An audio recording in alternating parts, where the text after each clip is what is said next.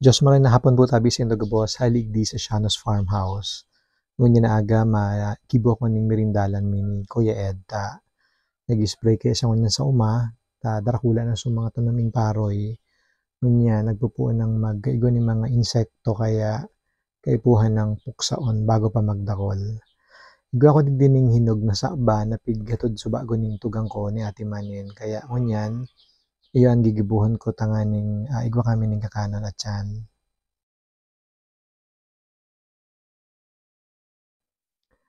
Naturalo na talaga siguro sa tuyan magparakarakanta, no? Urog na pag-igupo ning ginigibot na nakakalingaw ba ganing oras. Arog yan, kadakol akong nakapila pang gibuhon ko, di kipon ko munang magpundo ta. Igibon ko ning merindaran si Kuya Ed, yan, igaw kaming kakanan at tiyan. Ngayon, habang nagluluto-luto ako, igaw akong pinapatugtog din ng mga music. Sasabay-sabayan ko na sa natanganing, malibang ako habang kadakol iniisip, nagibuhon.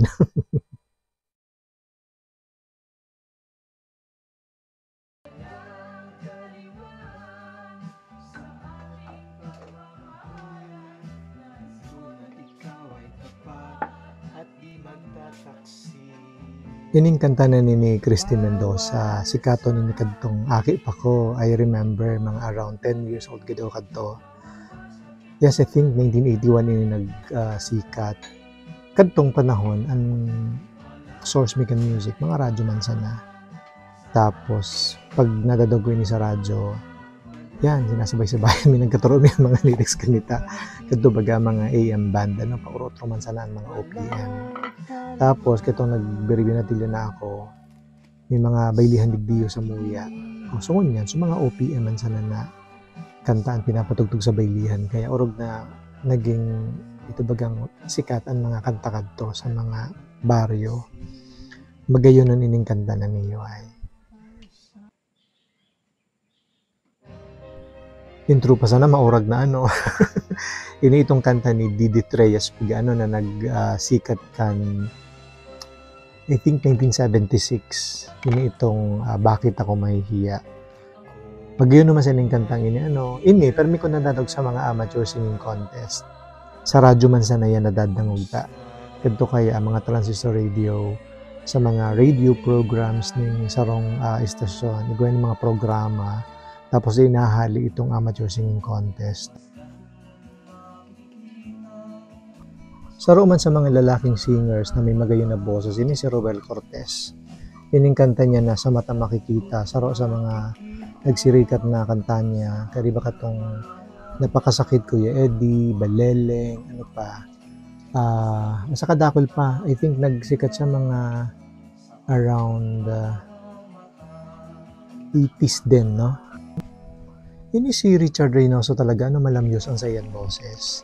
Ining kanta niyang Hindi Ko Kaya, suminikat ini kang panahon, talagang pero mo nadadaog sa airwaves, sa mga radio station, especially AM band. Takadto, I think, igawin directive sa mga radyo na magkaiguhin ng itong airtime ang mga OPM artists sa mga programa nila. Kaya madalas ini nadadaog ko sa mga AM band.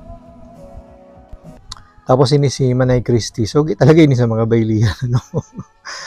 Nadagdan ni sa bagong amay, ano, pero nag-shuffle kaya sa kuyang player. Ngunyan, minabalik naman sa mga dating tugtog. Pero okay lang, tamagayon man baga, no?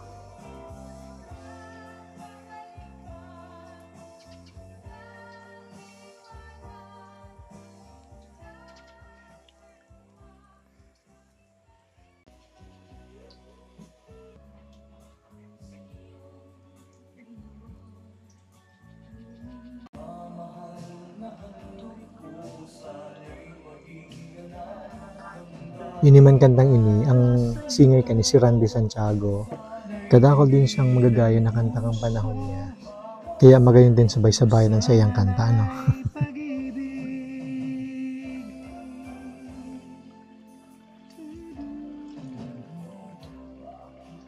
Ngunyan, maputol muna kita ning panggatong ta.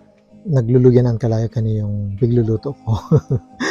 Higaw ko din mga pinaalang na kahoy. So hali duman sa palapala ta.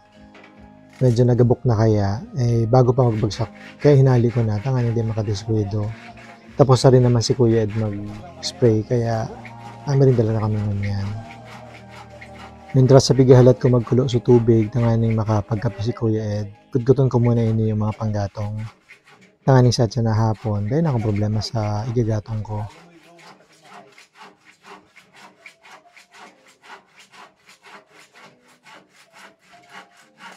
Ang palang bawal sa imo na, no? Ginagatong ko na ini man yan. Mga dogs.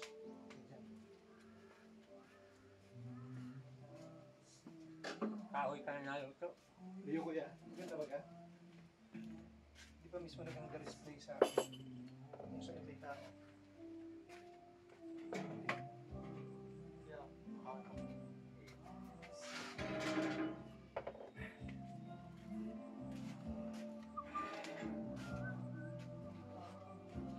Ganda malaan. Nagbasa sila na magaling Kuya. Ano ninyo?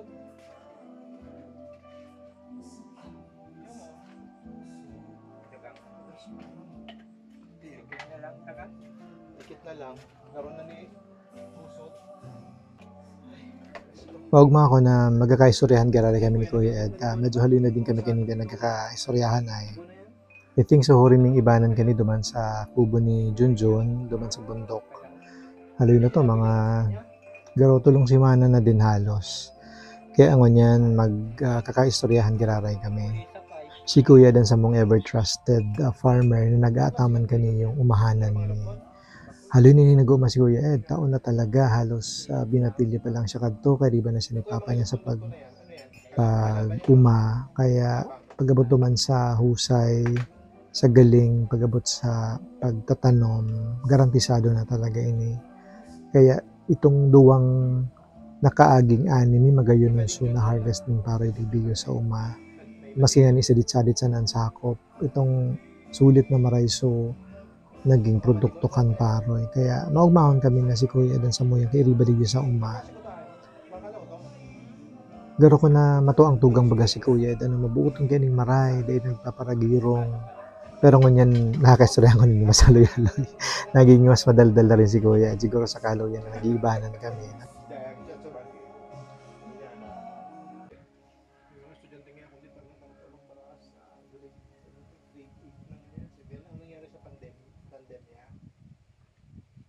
Pag-adal, tapos nagsa-real phone. Sabi niya nagbaba-baby pa kaya kami hanggang ngayon. Spotify Premium lets you listen to your favorite music without ads, so you can keep the energy going all day long. Na-enjoy mo yung pinaritong hinog na saba. Magayon kaya medyo hubal pa.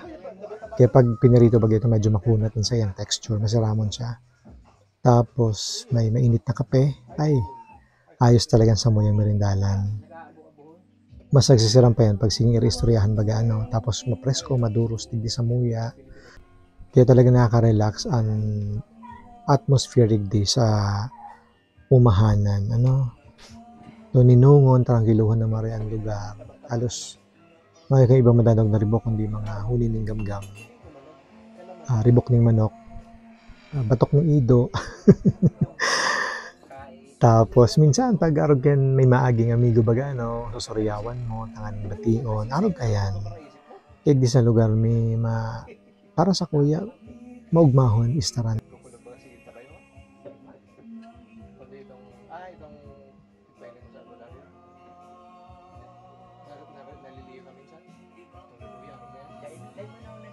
sa tulak pa din? Pero ang mali mo talaga itong sa tulak. Anong pagpati mo Kuya sa tulak? Kapag? Yung pala niya Kuya nagkakausan yung pulikat baga.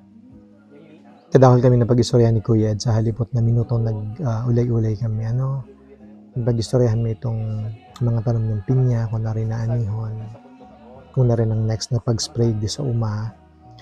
Tapos, tungkol sa mga buhay-buhay mo, kariba na dyan itong mga minamati na nagkakaedad na baga ano. So mga maintenance meds na sa muyang tinutumar. Kadakol pang iba, and I hope na magkailingan giraray kami. Araw kainingon yan, tanganing magkapumustahan giraray kami. I hope na nakapag-inspire kami sa Indo. Salamat po tayo bisa sa indong pagdalan. Diyos mabalo sa Indo, Gabos.